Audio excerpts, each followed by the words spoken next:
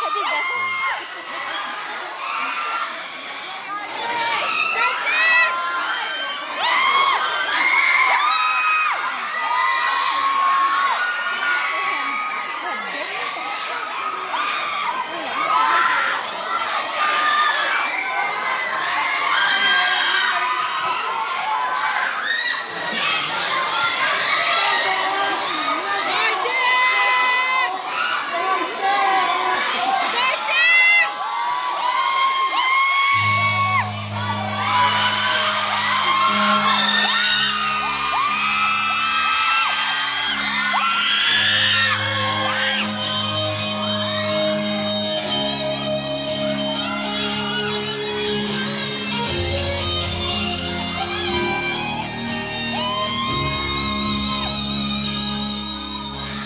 suy ưng lên dương trong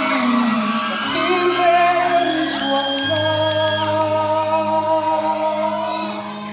ba tình vừa tay chia nhẹ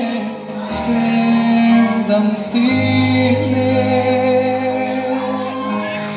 thang vô mây azan cái chia nhẹ lúc mình lên ruộng ai ni ka lên solo on mang lama chuan kan lên duna achianga tu tin zani lên lại kan se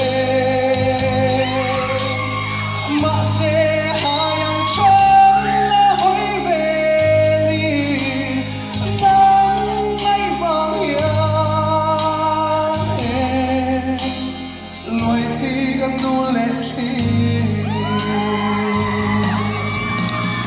Rosemary tui kin tia la ngay là Rosemary tui